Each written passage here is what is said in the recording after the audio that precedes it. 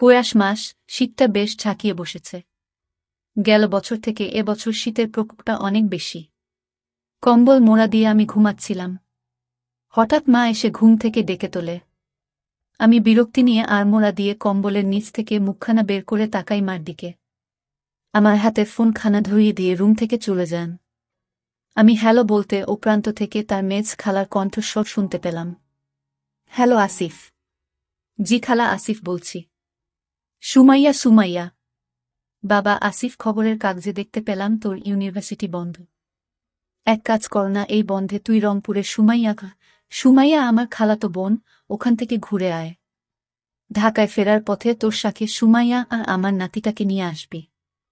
অনেক দিন ওদের দেখি না। কটা দিন থেকে যাবে ঢাকায় আমাদের সাথে। আমি একটু চিন্তা করে। ঠিক আছে খালা, আমি যাব। কবে যেতে হবে?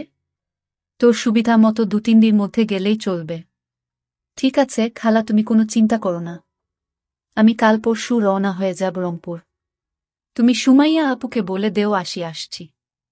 ফোনটা রেখে আসিফ বাথরুমের দিকে হাঁটা দেয় ফ্রেশ হবে বলে। ঢাকা বিশ্ববিদ্যালয়ের ফিন্যান্স বিষয়ে অনার্স পড়ছে আসিফ। আসিফের তেমন কোনো ব্যস্ততা নেই পড়াশোনার চাপ। তার উপর ঢাকা ইউনিভার্সিটি অনির্দিষ্টকালের জন্য বন্ধ ঘোষণা করেছে রোকেয়া হলের এক ঘটনাকে কেন্দ্র করে। সারাদিন বাসায় ঘুমিয়ে অলস সময় কাটছে তার। সকালের নাস্তা করে আসিফ কমলাপুর রেল স্টেশনে চলে যায় রংপুর যাবার টিকিট কাটতে। আসিফদের কাজিনদের মধ্যে সুমাইয়া বেশ সুন্দরী। বিয়ের আগে সুমাইয়ার অনেক ভালো ভালো বিয়ের প্রপোজাল আসত। সেমা 5 ফিট 5 ইঞ্চি লম্বা, গায়ের রং উজ্জ্বল ফর্সা। আর শরীরের গঠনও বেশ ভালো, যেন ছেলেদের আগুন ধরাত। পাড়ার সব বয়সী ছেলেরা পাগল ছিল সুমাইয়ার জন্য। সুমাইয়ার বাবা হঠাৎ করেই সুমাইয়ার বিয়ে ঠিক করে ফেলেন এক বিসিএস ক্যাডার ছেলের সাথে। পাত্রের বয়স একটু বেশি, 36। আর সুমাইয়া 22 বছরের পরিপক্ক এক রমণী। 14 বছরের গ্যাপ খুব একটা বড় সমস্যা হয়ে দাঁড়াল না সুমাইয়ার পরিবারের কাছে। কিন্তু সুমাইয়ারও ওই বিয়েতে একদম মতো ছিল না। ভাগ্য নাকি নিয়তি, সুমাইয়ার বিয়ে হয়ে যায় সেই বিসিএস ক্যাডার ছেলের সাথে। সুমাইয়ার হাজব্যান্ড মুনির সাহেব খুব ভালো মানুষ। মুনির সাহেবে এখন রংপুর জেলার জেলা প্রশাসকের দায়িত্বে আছেন। বর্তমানে সে ট্রেনিং 8 মাসের জন্য দেশের বাইরে গেছেন। বিয়ের পরের বছর সুমাইয়ার কোল জুড়ে আসে ফুটফুটে একটি ছেলে সন্তান। দেখতে দেখতে ছেলেটা বড় হয়ে যায়। নাম রাখে শাবাব। শাবাব এখন ক্লাস 2তে পড়ে। শাবাবের এখন বার্ষিক পরীক্ষা চলছে, শেষ হবে কদিন পরে। তারপর দিন আসিফ তার লাগেজ গুছিয়ে রওনা হয় রংপুরের উদ্দেশ্যে। এসি কেবিন, শোবার জন্য স্লিপার আছে। বেশ আরামদায়ক জার্নি, তবে অনেক লম্বা সময়। দেখতে দেখতে 12 ঘন্টা চলে গেল। সকাল 11টার দিকে আসিফ রংপুর রেল জংশন স্টেশনে পৌঁছাল গেল। আসিফের জন্য সুমাইয়া রেল স্টেশনে গাড়ি পাঠিয়েছিল আসিফকে রিসিভ করতে। আসিফ আগে কখনো রংপুর আসেনি। নতুন শহর, তার উপর আবার প্রচণ্ড ঠান্ডা পড়েছে। নতুন পরিবেশ, নতুন শহর দেখতে দেখতে আসিফ জেলা প্রশাসকের বাংলোত চলে আসল। বাংলোটা বেশ অনেকখানি জায়গা নিয়ে করা হয়েছে। পুরো বাংলোটা প্রাচীর দিয়ে ঘেরা। বাংলোর সামনে সুন্দর সুন্দর বাহারি রকমের ফুলের বাগান করা হয়েছে। বাংলোর চারপাশে সারি সারি বিভিন্ন রকমের ফলের গাছ। পাখির কিচিরমিচির শব্দ। শহর থেকে একটু দূরে নিরিবিলিতে খুব সুন্দর করে সাজানো বাংলোটি। জেলা প্রশাসকের বাংলো বলো কথা। গাড়িটি বাংলোর ভিতরে আসার পর সুমাইয়াকে বেরিয়ে আসতে দেখল আসিফ। প্রায় 4 বছর পর সুমাইয়ার সাথে আসিফের দেখা। সুমাইয়া ওদিন জর্জেটের শাড়ি পরেছিল। শাড়িটি উপর থেকে একটা শাল দিয়ে জড়ানো। আসিফ গাড়ি থেকে নামার পর সুমাইয়া দুহাত এগিয়ে দিয়ে আসিফকে। সুমাইয়ার বিশাল আসিফের বুকে চাপ খেল কয়েক সেকেন্ডের জন্য। নরম পেয়ে আসিফের একটা কাঁপনি দিয়ে ওঠে। নড়েচড়ে ওঠে। দাঁড়াতে শুরু করে। মুক্ত হবার সময় সুমাইয়ার গায়ের চাদরটা খুলে যায়। সাথে সাথে সুমাইয়ার হাতা আসিফের চোখ সুমাইয়ার দিকে আটকে যায়। সুমাইয়া সেটা বুঝতে পেরে শালটা পেঁচিয়ে নেয় গায়ে। আসিফের কাছে জানতে চাইল পথে কোনো সমস্যা হয়নি তো। আসি না সূচক উত্তর দিল। আসিফের প্রতি একটা বিশেষ দুর্বলতা আছে। পেয়ে আসিফের মনটা চলে যায় সুমাইয়ার দিকে। দৃষ্টিতে সে সুমাইয়াকে অবলোকন করতে থাকে। সোমা আসিফকে পুরো বাংলোটি ঘুরিয়ে দেখাতে থাকে। বাংলোটা ৩ তালা। নিচে তালায় ড্রয়িং, ডাইনিং আর কিচেন রুম আছে। দোতলায় মাস্টার বেডরুম ও আরও ৩টি রুম আছে। সবগুলো রুম বেশ বড় বড়। বাংলোর ৩ তলায় স্টোর রুমের মতো কিছু রুম আছে। তার উপরের তলায় ছাদ। পুরো বাংলোটি খুব সুন্দর পরিপাটি করে গুছানো। সুমাইয়া আসিফকে পুরো বাংলোটি ঘুরিয়ে দেখাল। তারপর দোতায় একটি রুম দেখিয়ে আসিফকে ফ্রেশ হতে বলল। আসিফ তার থাকার রুমটি এক ঝলক দেখে নিল। একটা অ্যাটাচ বাথরুমও আছে সাথে। রুমে একটা কিং সাইজ খাট, তার পাশে আলমিরা ও ছোট একটা টেবিল। আসিফের বেশ পছন্দ হল নিজের রুমটি। দুপুরের খাবার দেয়া হয়েছে। আসিফকে নিচ তালায় খেতে ডাকে সুমাইয়া। সুমাইয়া দুপুরের শাওয়ার নেয়ার পর কাপড় চেঞ্জ করে হালকা গোলাপি রঙের মেক্সি পরেছে। চুলগুলো তখনও ভেজা। মেক্সির ভেতর থেকে তার অস্তিত্ব জানান দিচ্ছিল। সুমাইয়াকে বেশ আকর্ষণীয় দেখাচ্ছিল। সুমাইয়াকে আগের থেকেও আরও সুন্দর লাগছিল আসিফের। মনে হচ্ছিল সব রিলেশন বিসর্জন দিয়ে সুমাইয়াকে বউ বানিয়ে নেয়।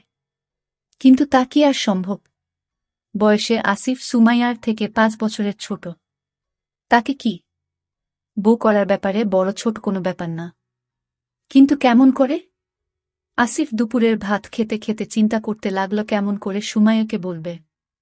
দুপুরের ভাত খাবার পর আসিফ ছাদে উঠে একটা সিগারেট ধরায়। শীতের আমেজ সিগারেটে টান দিতে আসিফের বেশ ভালোই লাগছিল। ছাদে কিছু কাপড় শুকুতে দেয়া হয়েছে সারিবদ্ধভাবে। তার মধ্যে একটি কালো রঙের। আসিফ বুঝতে পারে এগুলো সুমাইয়ার। আসিফ ছাদের ৪-৫টা দেখে নিয়ে হাতে নেয়। কাপ দুটি বিশাল। আসিফ অনুমান করার চেষ্টা করে সুমাইয়ার কত বড় হতে পারে। সকালে সে পেয়েছিল। নাকের কাছে নিয়ে সুমাইয়ার গন্ধ খুঁজতে থাকে আসিফ। পাশে একটা হ্যান্ডব্যাগ দেখতে পায়। ১০০% কটন। এক ধরনের ফ্যান্টাসি কাজ করতে থাকে তার মধ্যে। সেমি ট্রান্সপারেন্ট, একই সাথে স্টাইলিশ। পরলে সুমাইয়াকে না জানি কতটা সুন্দরী লাগে। আসিফ সেটা চিন্তা করতে করতে উপর ঘুষতে থাকে। হঠাৎ সুমাইয়ার গলার আওয়াজ শুনতে পায় আসিফ। আসিফ দ্রুত আগের জায়গায় রেখে দিয়ে ছাদের রেলিংয়ের এক পাশে সরে আসে। সুমাইয়া হাতে চায়ের কাপ আর এক হাতে একটা মোবাইল ফোন। চায়ের কাপ আর মোবাইল ফোন আসিফের দিকে এগিয়ে দিয়ে বলে, দেখ তো আসিফ, আমার মোবাইল ফোনটা বেশ স্লো হয়ে গেছে। কিছু করতে পারিস কিনা? আসিফ সুমাইয়ার ফোনটা হাতে নিয়ে অপশনগুলো দেখে ঠিক আছে কিনা। Android handset. মোবাইলটা হাতে নিয়ে আসিফ কৌতূহলবশত কল লিস্ট দেখতে থাকে। রাত ২টার সময় মুনির ভাইয়ের পিএস কোনো সুমাইয়াকে ফোন করবে। আসিফ কল ডিউরেশন দেখে। প্রায় ২৫ মিনিট কথা হয়েছে। দিনে আরও বেশ কবার। সন্দেহ হয় আসিফের। আসিফ ফোনটি রিসেট করে দিয়ে নতুন করে সেট আপ করে দেয়। সাথে একটা অটো কল রেকর্ডিং অ্যাপ্লিকেশনটা ডাউনলোড করে ইনস্টল করে দেয়। তারপর সুমাইয়ার হাতে দিয়ে দেয়। সুমাইয়াকে সে আর চোখে দেখতে থাকে। সুমাইয়ার প্রতি একটা তীব্র অনুভব থাকে সে। সুমাইয়ার আগের থেকেও আরও ভারী হয়ে উঠেছে। গোলাপি মেক্সির উপর কোনো নেয়নি সুমাইয়া। ফলে তার পবত সমান বেশ ভালো মতোই দেখা যাচ্ছিল। আসিফ যেন তা চোখ দিয়ে গিলে খেতে থাকে। এই শীতের রাতে সুমাইয়ার মতো সুন্দরী নারীকে পেলে মন্দ হতো না। পাগল বানিয়ে দিত আসিফ। তার জন্য রাস্তা খুঁজতে থাকে আসিফ। রাতে একটু আগে ভাগে ঘুমিয়ে পড়ে আসিফ। রাত ২টার দিকে হঠাৎ তার ঘুম ভেঙে যায়। সে ঘুম থেকে উঠে পানি খাবার জন্য নিচে নামে আসতে থাকে। হঠাৎ শ্যামা এবং পুরুষ কণ্ঠস্বর শুনতে পেয়ে থেমে যায়। পা টিপে টিপে সে নিচে নেমে আসে। শুনতে পায় সুমাইয়া বলছে, মুনির ভাইয়ের পিএসকে বলছে, প্লিজ দেখো, এখন এসব হবে না। ঢাকা থেকে আমার কাজিন এসেছে। তোমাকে একটু চলে যাব জান। আমার কাজিন জানতে পারলে সর্বনাশ হয়ে যাবে। ও যতদিন এখানে আছে ততদিন এগুলো থেকে দূরে থাকতে হবে আমাদের দুজনকেই। আসিফ যেন আকাশের চাঁদ পেয়ে যায়। সুমাইয়ার চাবি তার হাতে চলে আসে। এন মেঘ না চাইতেই জল। আসিফ তার রুমে ফিরে এসে লক্ষ্য করতে থাকে সুমাইয়া কখন উপরে আসবে। তার ৫ মিনিট পর সুমাইয়া উপরে আসে। সুমাইয়া উপরে উঠে আসিফকে দেখে চমকে যায়। আসিফ টিটকারি সুরে বলে, ভালো, বেশ ভালো, ভালোই চলছে পিএসের সাথে তাহলে। সুমাইয়া ভ্যাবাচ্চাকা খেয়ে বলে, কিসের ভালো? কি চলছে? কি বলছিস যাতা? আসিফ নিজের মোবাইলের ভিডিওটি বের করে সুমাইয়াকে দেখায় আর বলে, মুনির ভাইকে ভিডিওটা দেখাতে হবে। সুমাইয়া লজ্জায় মাথা নিচু করে আসিফের কোনো কথার উত্তর না দিয়ে নিজের রুমে গিয়ে দরজা বন্ধ করে দেয়। সুমাইয়া চিন্তায় পড়ে যায় আসিফকে নিয়ে। মনে মনে যে ভয়টা পাচ্ছিল সেটাই ঘটেছে। আসিফ দেখে ফেলেছে তাদের দুজনকে। আসিফ যদি মুনিরকে সব বলে দেয় তাহলে তার সংসার নিয়ে টানাটানি পড়ে যাবে। কিভাবে আসিফকে সে সামাল দিবে বুঝতে পারছে না। সারারাত সুমাইয়ার ঘুম হল না। ওদিকে আসিফ মনে মনে বেশ খুশি সুমাইয়াকে টিকিট পেয়ে গেছে সে। এখন শুধু সময়ের ব্যাপার মাত্র। সুমাইয়াকে সে ব্ল্যাকমেইল করবে। সুমাইয়াকে আত্মসমর্পণ করতেই হবে আসিফের কাছে। পরদিন সকালে ঘুম থেকে উঠার পর সুমাইয়া আসিফকে এড়িয়ে চলতে লাগল। আসিফ সুমাইয়াকে সুযোগ খুঁজতে থাকে। বাসায় একটি কাজের মেয়ে আসে সকালে। কাজ শেষ করে সে চলে যেতে যেতে বিকেল হয়। বিকেলে আবার শাবাব স্কুল থেকে চলে আসে। সুযোগের অপেক্ষা তাকে বেশিক্ষণ করতে হয় না। বেলা 12টার দিকে সুমাইয়া শাওয়ার নিয়ে ভেজা কাপড় হাতে নিয়ে ছাদের দিকে যেতে থাকে তা রোদে দেবার জন্য। আসিফ মনে মনে চিন্তা করে এই তো সুযোগ। আসিফ নিচতলায় নেমে দেখে নেয় কাজের মেয়েটা রান্নাঘরে রান্না করছে। আসিফ দেরি না করে ছাদের উদ্দেশ্যে রওনা হয়। সুমাইয়া কাপড় রোদে দিয়ে নিচে আসতে থাকে অমনি ছাদের চিলে কোঠায় সুমাইয়াকে একা পেয়ে দেওয়ালের একপাশে ধরে আসিফ। সুমাইয়াকে কোনো সুযোগ না দিয়ে আসিফ সুমাইয়ার আরম্ভ করে। সুমাইয়া নিজেকে ছাড়িয়ে নেওয়ার চেষ্টা করে কিন্তু সফল হয় না। সুমাইয়া চিৎকার দিয়ে উঠে বলে, ভালো হচ্ছে না কিন্তু ছাড় আমাকে। যখন মুনির ভাইয়ের পিএস রবি সাহেব তোমাকে তখন খুব ভালো লাগে তাই না? আমি কিন্তু চিৎকার করব। চিৎকার কর না, আমিও সবিকে বলে দিব তোমার কুকর্ম। শুধু তোমার নিয়ে একটু খেলা করব রবি সাহেবের মতো তারপর ছেড়ে দিব। আর কখনো তোমাকে ডিস্টার্ব করব না। শুধু এতটুকুই, আর কখনো আমাকে ডিস্টার্ব করবে না? না করব না। প্রমিস। আসিফ সুমাইয়াকে দেওয়ালে ঠেস দিয়ে ধরে। আসিফ সুমাইয়ার খুব কাছে এসে সুমাইয়ারও চোখের ওপর চোখ রাখে। সুমাইয়া ও আসিফের আই কন্ট্রাক্ট হয়। সুমাইয়া আসিফের চোখে চোখ রাখতেই হায়ানার ক্ষুধার্ত চেহারার প্রতিচ্ছবি দেখতে পায়। যেন তাকে চোখ দিয়ে আসিফ। সুমাইয়ার অসহায় চোখ দুটির দিকে তাকিয়ে আসিফের একটু করুণা হল না। সুমাইয়া আসিফের চোখ থেকে নিজের দৃষ্টি সরিয়ে নেয়। মুখটা নিচু করে অন্যদিকে ঘুরিয়ে নেয়। আসিফ দুহাত দিয়ে সুমাইয়ার আসিফের দুই হাত সুমাইয়ার বিশাল কিন্তু পারে না। তার হাতের পাঞ্জার থেকেও সুমাইয়ার বেশ বড়। আসিফের হাতের আঙ্গুলগুলো যেন পারদর্শী তারপর জনে জনে সবাইকে জানাব। তখন তোর সংসার কেমন করে টিকে সেটা আমিও দেখব। আমি যদি দেই তার কি গ্যারান্টি আছে তারপরও তুমি আমার হাজব্যান্ডকে বলবে না? এই তো সুমাইয়া লাইনে আসছে। আমি তোমার পেলে কাউকে কিছুই বলবো না। তবে তবে কি?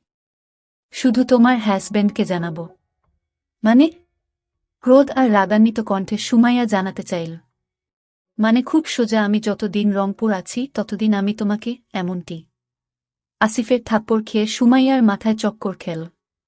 আসিফের কথাগুলো যেন তার থেকেও বেশি তাকে তেজ করে দিল।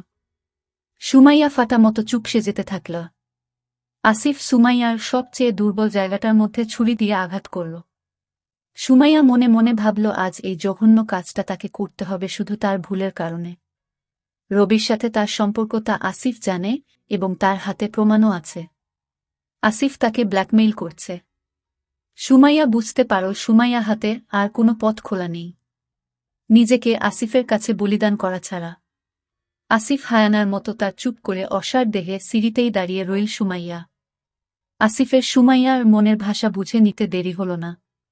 আসিফ ছাদের সিঁড়ির উপরিভাগে নিয়ে সুমাইয়াকে দাঁড়া করাল।